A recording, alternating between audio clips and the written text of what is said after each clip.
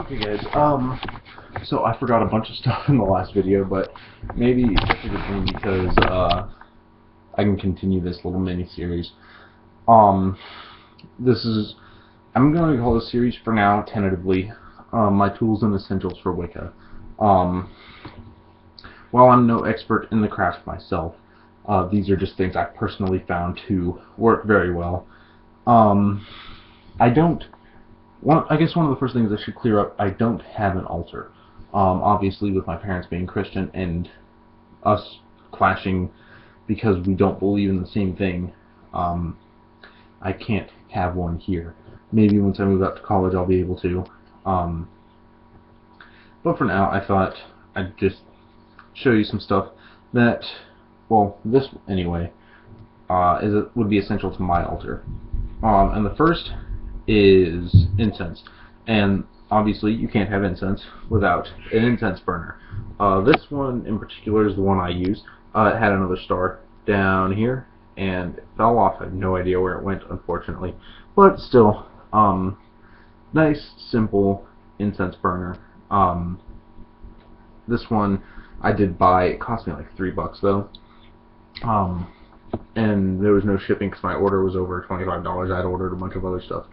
But, yeah, this is my incense burner. Nothing extravagant, nothing special, just simple little incense burner with, not that side, the moon here, a few stars, and over here there's the two holes for the end of the incense stick that doesn't burn to sit in, and this part here in the center is where all the ashes fall and just easily dumps out into a trash can, all the ashes, unless you're planning on saving them, which I do sometimes, and then just wiping it down with a washcloth gets rid of the whatever ashes don't fall off. But yeah, there's my incense burner, and I personally have 3 different types of incense that I use that I love.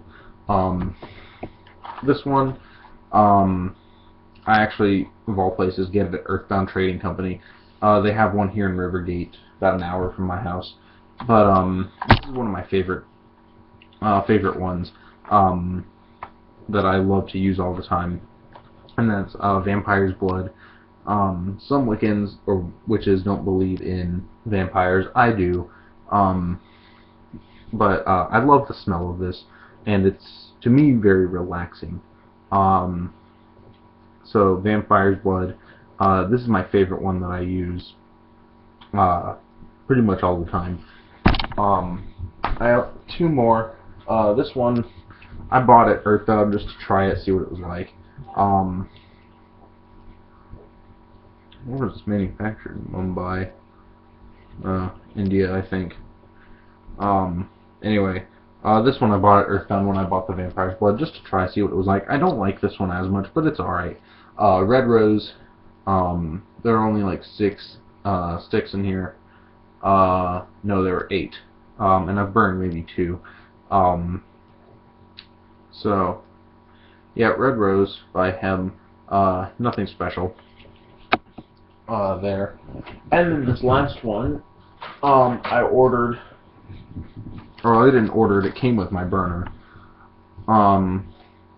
Came with 26 of them from a online company called The Witch's Cabinet. I think they're based out of Michigan. I don't remember, but they're hand-rolled incense sticks. Here, I can actually show you one of these because they're not a pain to get out. This is it. They look like any other incense stick, but they are hand-rolled, which makes them more special in quality and effect. And this particular scent is Dragon's Blood, and this is next to the Vampire's Blood, is my favorite, or is the one I use the most. And I use this one almost as much as the Vampire's Blood because it is hand rolled, and that special quality of it being hand rolled is in here. I definitely would recommend ordering from the Witch's Cabinet. You can see their label here, and their email there. thewitchescabinet@gmail.com, the.witches.cabinet@gmail.com. or you can visit them at www.the/witches/cabinet.com, or just Google search them, the Witches Cabinet, and I'm sure something will come up. But yeah, these came with my burner, which was awesome. Thank you guys. I love it. Definitely would recommend ordering from them. So now that we have incense out of the way, which is a standard for any Wiccan altar, I'm going to go into some more personal items. This first one is a fire element crystal, here in this jar, and it used to be a bright red, but I've had these for quite a few years, so they have lost their color quite a bit, unfortunately. But here they are. I use these because my element is fire. Even though I am a Taurus and a Gemini, my spirit element is fire. I keep these wherever I am, and especially when I'm casting spells or chants. I keep these around to help will the magic, if I'm making any sense there. So, some fire element crystals. I want to get the other three just because it'd be nice to have all four, but this is the main one. And this last thing is a very personal item. This may just look like any ordinary crystal ball, but it's not. This crystal ball in particular, take it off its little I can take it off its little pedestal, just in case you were wondering. This crystal ball in particular sat on my grandmother's desk at her office. She used to be a bookkeeper for a law firm. This sat on her desk, and when I was a kid, she would always tell me she could read the future with it. And of course, as a kid, I believed her. And no, I can't read the future with it. But when she passed, and we read her will, this was one of the things she left me, because she knew how much I loved it. And I keep it on my altar, not only for the memories, but because of the love that my grandmother had, and the caring and loving person that she was, that I believe personally transferred over when she passed into this crystal ball. So I keep this on my altar for that very reason.